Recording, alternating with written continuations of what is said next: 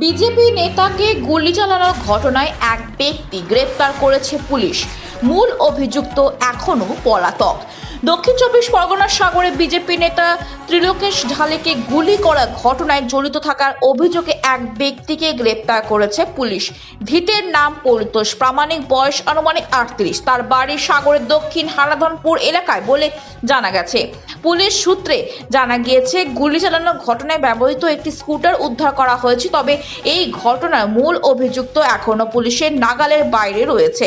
তাকে ধরতে ইতিমধ্যেই তল্লাশি অভিযান শুরু করেছে পুলিশ। প্রাথমিক তদন্তে পুলিশ জানতে পেরেছে, বাড়ি তৈরির জন্য ইমারতি সামগ্রী নেওয়া নিয়ে দুই পক্ষের মধ্যে লক্ষাধিক টাকা লেনদেন সংক্রান্ত বিবাদ চলছিল।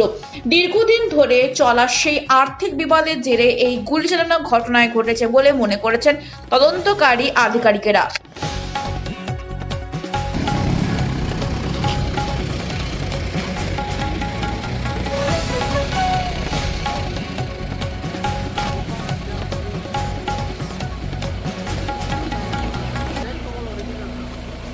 আমরা প্রথমেই বলেছিলাম, গতকালও বলেছি যে এই ঘটনা ঘটা অত্যন্ত নিন্দনীয়।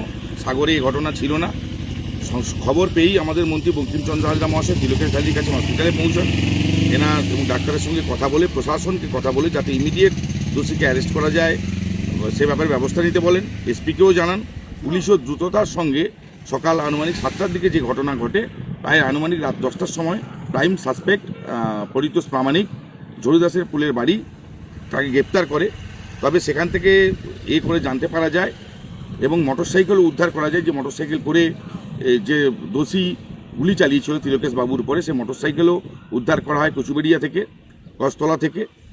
এবং আনুমানিক তদন্তে পুলিশ যে জানতে পেরেছে, দোষীর নাম পুলিশের তদন্তের স্বার্থে পুলিশও বলেনি, আমরাও বলছি না। আর্থিক লেনদেনের বিষয় ছিল। বহুবার ধরে নিজের ঘরের আসবাবপত্র কিনেছিল এবং টাইলসও কিনেছিল। বহুবার ধরে তিলকেশবাবুর বাড়িতে গেছিলেন। তিলকেশবাবু মহিলাকে দিয়ে ওই লোকের বিরুদ্ধে জবার গেছে, শ্লীলতাহানি কেস দিয়েছে।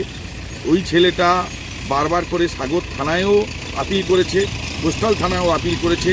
পুলিশ দুবারই দু থানায় ওকে ডেকে নিয়ে, তিলকেশবাবুর বাড়ির লোককে ডেকে নিয়ে মধ্যস্থতা করার চেষ্টা করেছে। বারবার নিরুপায় হয়েছে।